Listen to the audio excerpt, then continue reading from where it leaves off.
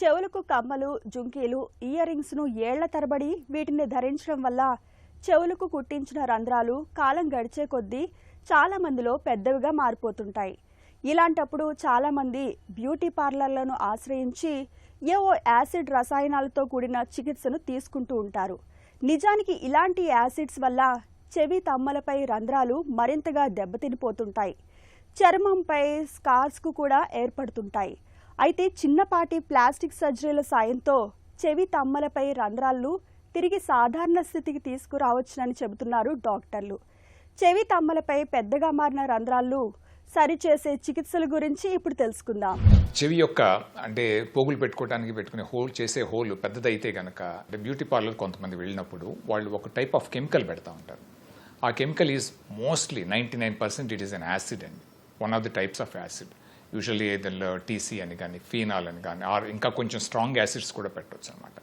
Any acid ఏం చేస్తుంది, literally it burns, ఆ ఏరియా అంతా స్కిన్ తినేస్తుంది అనమాట. బట్ ఇంకా వర్స్ట్ ఏంటంటే కొన్ని చోట్ల ఈవెన్ 1 డ్రాప్ ఆఫ్ ఎక్సెస్ ఇది ఏదన్నది అయితే కనుక ఈ యాసిడ్ కిందకి జారి ఈవెన్ ఇక్కడ కూడా వచ్చేస్తూ ఉంటాయి అనమాట. వచ్చేసి ఇదంతా స్కార్ ఫామ్ అవుతాయి. క్వైట్ ఎ ఫ్యూ అనమాట. మేము రీసెంట్గా బాగానే చూసాం ఇలాంటివి నేను. So it's always better to consult a plastic surgeon, qualified plastic surgeon. అప్పుడు వెళ్ళినప్పుడు ఏం చేస్తారంటే ఈ హోలు బాగా పెద్దదైపోయింది అనుకోండి, మొత్తం మూసేస్తాం.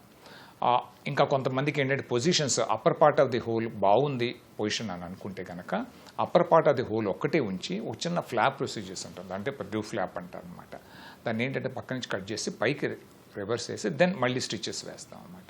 ఈ హోల్ క్లోజ్ చేసే దాంట్లో ఓన్లీ స్కిన్ కాదండి, స్కిన్ ఒక్కటే కాదు సరిపోదు, స్కిన్తో పాటు కింద కండ ఉంటుందన్నమాట, పట్టుకునే కండ.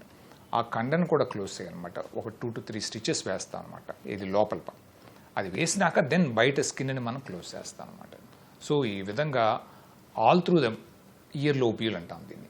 మొత్తం చేస్తేనే కానీ అది పట్టు ఉండదు అనమాట. లేదంటే కనుక ఈవెన్ ఆ చిన్న స్మాల్ కెమికల్ పెట్టి టెంపరీ క్లోజ్ అనిపించినా కానీ వితౌట్ ఎనీ ప్రాబ్లమ్స్ లేకపోయినా చేసినా కానీ మళ్ళీ ఎమ్మటే సాగిపోయే ఛాన్సులు ఉంటాయి. వెరాజ్ ఈ విధంగా బాగా టోటల్గా సెక్యూర్గా క్లోజర్ చేస్తే కనుక తప్పకుండా మళ్ళీ తిరిగి సాగిపోయే ఛాన్సులు చాలా చాలా అరుదు అనమాట. చాలా. సో ఈ విధంగా చేయించుకుంటే డెఫినెట్గా మనకి కంప్లీట్గా క్లోజ్ చేయొచ్చు, లేదంటే పార్షియల్గా అప్పర్ పార్ట్ ఉంచేసుకుని మనం మళ్ళీ తిరిగి కమ్ములు పెట్టుకోవచ్చు అనమాట. అంటే ఇయర్ స్టడ్స్ కానీ ఏమైనా పెట్టుకోవచ్చు.